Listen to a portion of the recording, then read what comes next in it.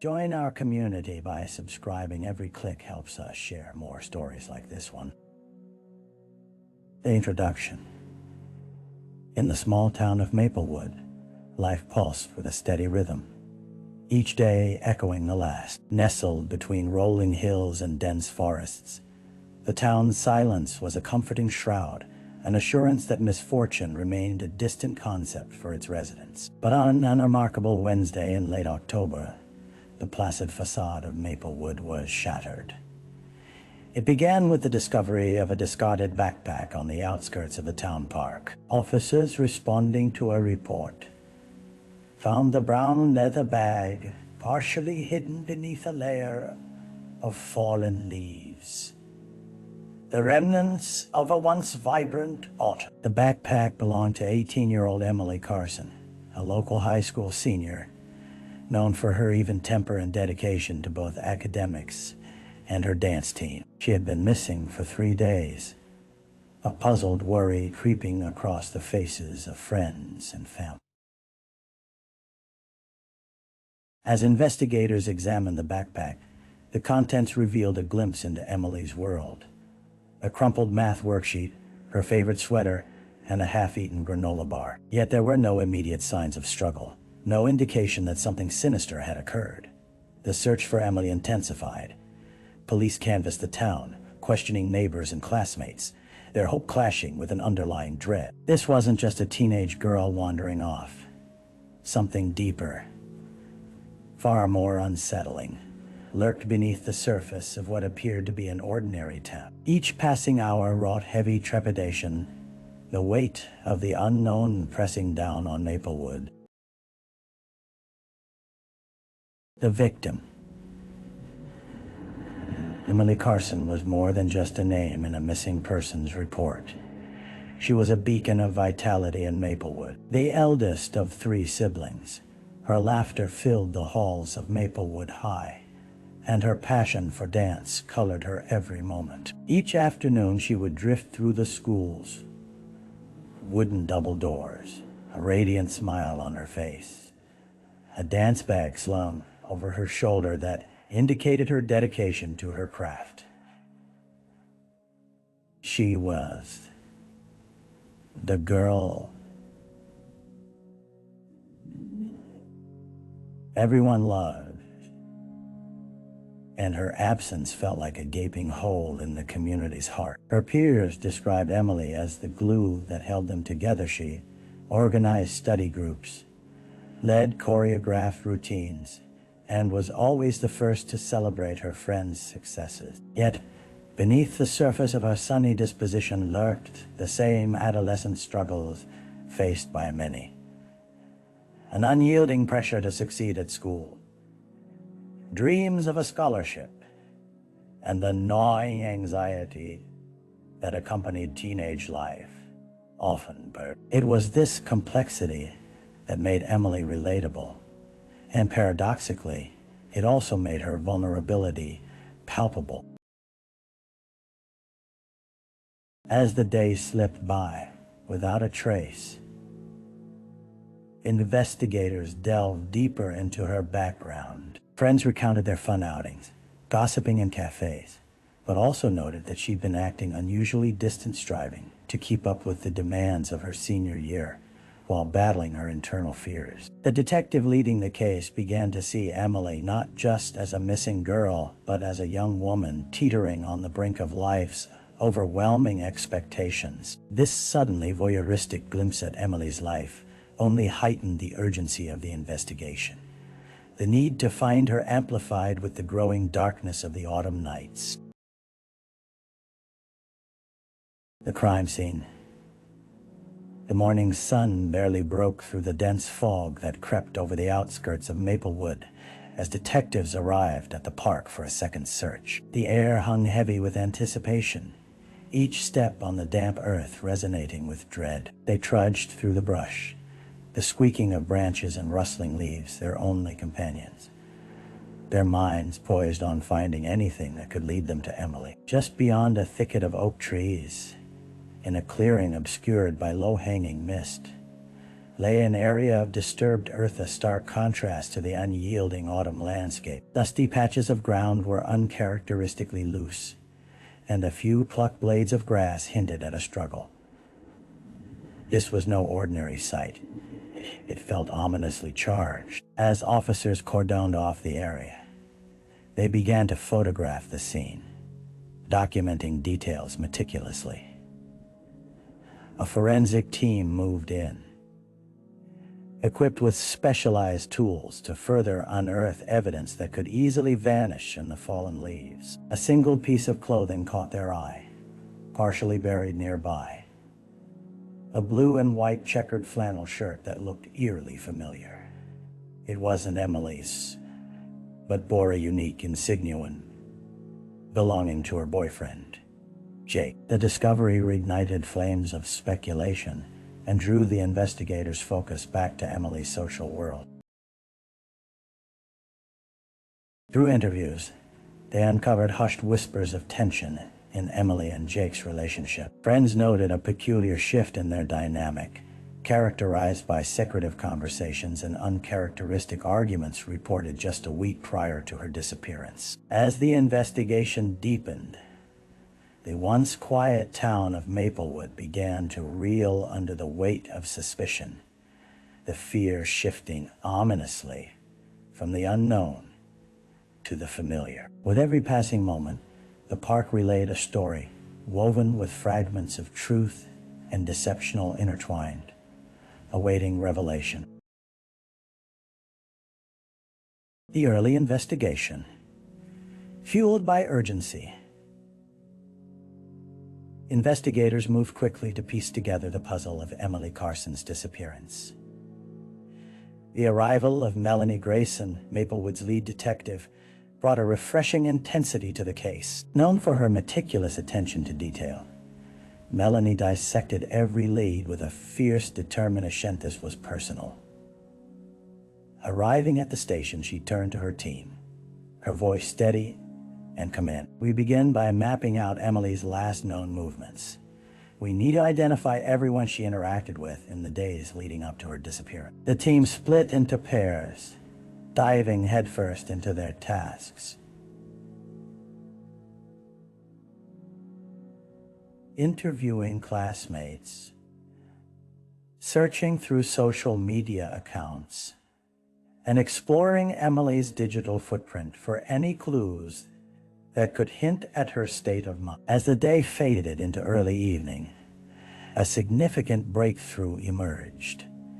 A group of students recalled seeing Emily hitch a ride with an older boy, someone they recognized from the neighboring town. Named Lucas Hale, he was notorious for his rebellious, streaky charm, masking a history of incidents that left many wary.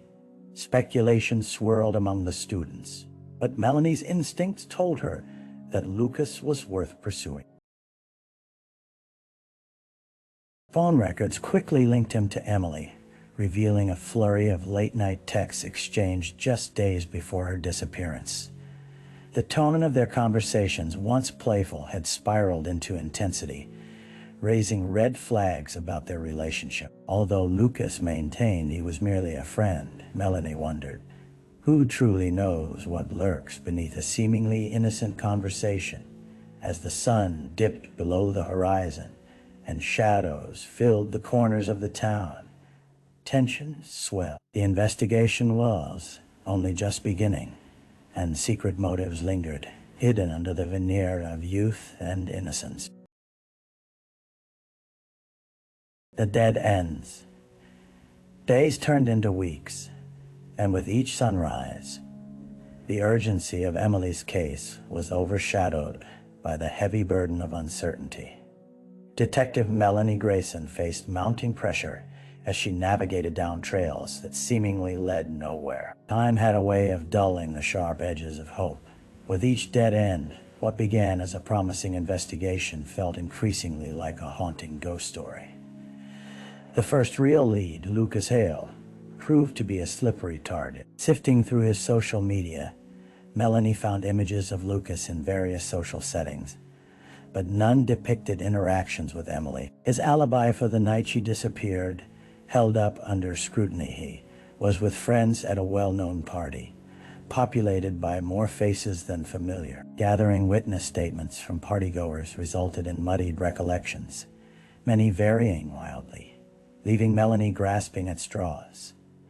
Meanwhile, Emily's family endured the agonizing wait, their hope still flickering like a candle in a dark room. Weekly vigils at the park drew community support, yet each gathering brought more questions than answers.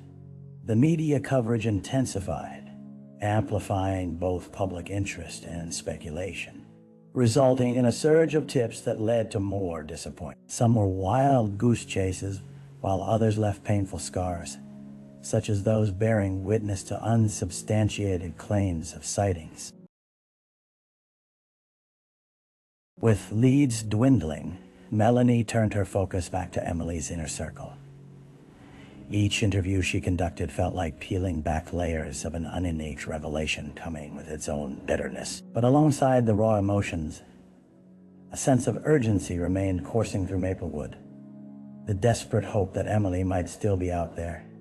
The atmosphere grew more apprehensive, whispering warnings in every corner of the once peaceful town. The question loomed like a storm cloud. Had she willingly walked away, or had something darker intervened? A break in the case. Weeks of relentless effort began to yield a sliver of momentum when a new tip came in, shrouded in the ambiguity of anonymity. A caller reported seeing Emily at a gas station on the white-knuckled edge of Maplewood, only a few miles from the park. The sighting occurred on the very night she went missing, interpreted as merely another defeated thread in a fabric of desperation until further investigation would illuminate potential truth. Detective Grayson dispatched officers to the station to review security footage. The grainy surveillance images depicted a figure resembling Emily, navigating the fluorescent-lit aisles alone, pausing at the candy display. But what sent chills down Melanie's spine was the presence of a familiar shadow lurking near the entrance, Lucas Hale. As Emily exited the store, wearing a hoodie pulled low over her face, Lucas appeared to follow her out, their interaction heavy with unspoken tension. Equipped with newfound focus, Melanie sought out Lucas again. This time, she positioned him in an interrogation room, an examination table between them. Lucas maintained his innocence, but the heavy silence hung thick during their exchange as Melanie dissected every word, her instincts igniting the room electric. "What happened after that night, Lucas? Why were you near the gas station?" His eyes darted to the floor, revealing an unsettling flicker of guilt. As Lucas faltered over his alibi, Melanie raised the stakes. The investigation's momentum shifted as Lucas' story began to unravel. With pressure mounting, he returned to the accusation that they had fought over personal matters. It led to something irreversible. The implications lingered, weighing both on Lucas and in the air. Little by little, doubt began to shroud Lucas in more than just speculation. As authorities pushed further into his connections, the ground felt precarious beneath him. The entire town was on the precipice of uncovering what lay hidden in its shadow. The suspect. The moment the sun dipped beneath the horizon, the room fell into a heavy silence, punctuated only by the ticking of a clock on the wall. Lucas Hale sat at the table, his posture shifting restlessly as Melanie Grayson intensified her questioning. Shadows cast by the overhead light danced around him, accentuating his anxious demeanor. The once casual charm that drew people to him now appeared taut and fragile, birthing unsettling complexities beneath the surface. "Tell me about your relationship with Emily," Melanie prompted, her voice steady but probing. Lucas hesitated, sweat beading on his forehead, before plunging into an explanation that wafted with contradictions. He spoke of a romance turned sour, secrets exchanged in whispers, and public displays overshadowed by quiet jealousy. Yet, the more he spoke, the less convincing he appeared, his words devoid of the emotion she expected from a distressed boyfriend. Melanie pressed further, focusing on the details surrounding the night. Emily disappeared. You were at the gas station. You were seen with her. You fight. Face pale, a rabbit caught in the glaring headlights of their investigation. He stammered, offering rebuttals with a palpable edge of defensiveness. I just wanted to... We weren't fighting. It was just complicated. Melanie leaned back, the pieces beginning to fit together. Each proclamation fell like clinking chains, linking Lucas to the escalating tension leading up to Emily's absence. As the interrogation unfolded, his alibi frayed. He claimed he dropped her off safe and sound, yet desperation clawed at his recollections, a face far removed from the eager boy she once knew. With pressure mounting, Melanie made it clear Lucas was no longer an innocent bystander. The growing intensity ignited both fear and intrigue within him, but there was no turning back now. The walls of the interrogation room felt like they were closing in not just on Lucas, but on the whole town, whose collective dread echoed beneath the surface. Trial. The courtroom buzzed with a charged energy as the trial date arrived, bringing with it an outpouring of grief and hope from Maplewood's tight-knit community. On one side of the aisle, Emily's parents sat stoically, their grief etched into the lines of their faces, flanked by family, friends, and supporters. The atmosphere was heavy, thick with tears uncried and questions that lingered like painful echoes. On the other side, Lucas Hale sat, a once charismatic young man metamorphosed into a defendant whose charm had faded into something sinister. As the doors swung open, the proceedings commenced with the intense gavel of the judge cutting through the murmurs. The prosecution laid out their case with clarity, detailing the events leading up to Emily's disappearance, the inconsistencies in Lucas's timeline, and the explosive confrontation that had unfolded their last night together. They painted Lucas not just as a suspect, but as a young man whose darker tendencies had taken hold, depicting a cycle of possessiveness culminating in violence. Testimonies flowed like a river of pain, each witness revealing layers of Emily's character, her dreams, her passion for dance, and her role in the community. Friends spoke of their struggles, the relationships fraught with the usual teenage uncertainties, yet highlighted a vibrant girl with aspirations snuffed out too soon. The courtroom watched in rapt attention, their hearts tethered to the narrative that unfolded. Under cross-examination, Lucas' defenses quivered, his initial bravado slipping as he faced the mounting evidence. His lawyer argued for lack of direct physical evidence tying him to the crime, asserting that the circumstantial nature of the prosecution's claims was merely conjecture. The tension in the room escalated as the jury wrestled with doubt against a backdrop of grief. Outside the courthouse, the townsfolk waited, eyes cast toward the doors as if the very fate of Maplewood depended on the verdict inside. In this moment, both the fear of loss and the hope for justice hung suspended, a collective breath held in fellowship until the gavel struck once more. The aftermath. The gavel fell decisively, shattering the silence. As the verdict echoed through the courtroom, A wave of mixed emotions washed over the assembled crowd. Relief mingled with despair, and some left with hope, while others dissolved into sobs. Lucas Hale's conviction became a somber chapter in Maplewood's history, but it provided no closure.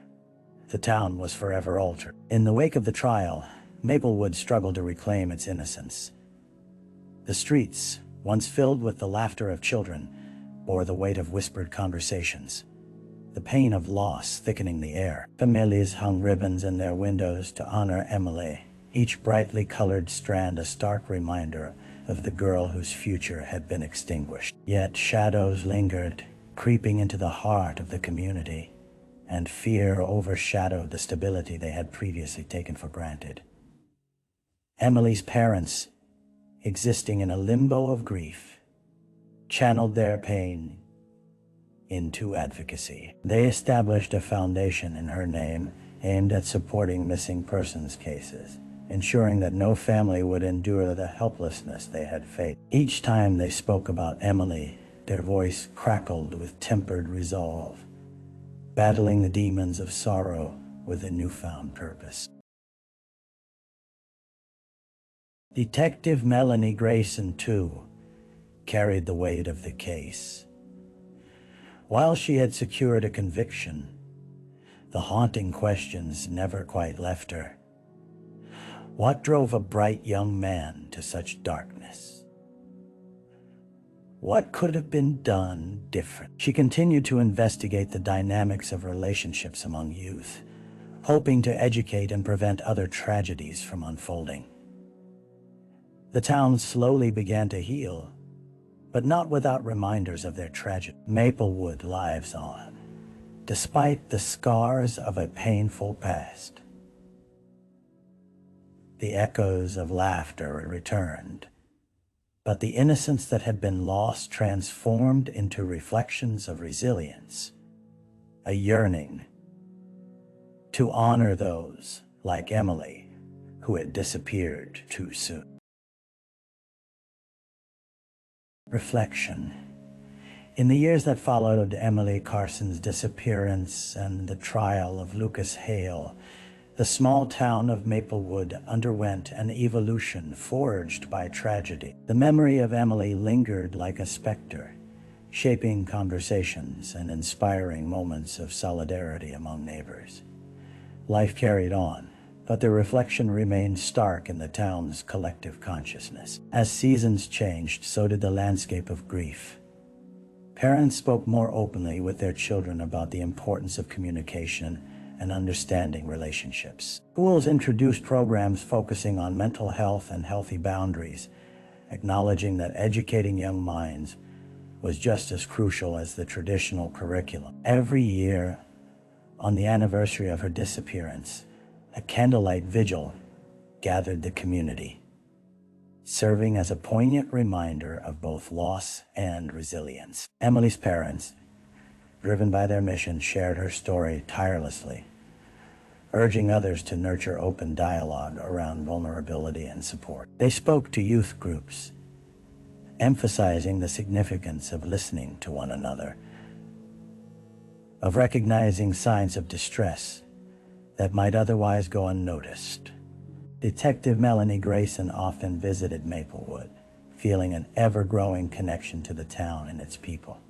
Her efforts to prevent future tragedies became intertwined with the community's journey toward healing.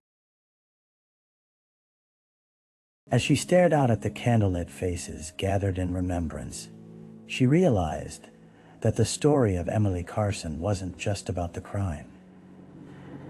It was about a community forever transformed. In their collective grieving, they had unearthed strength of testament, echoed through the soft, flickering flames that lit the night.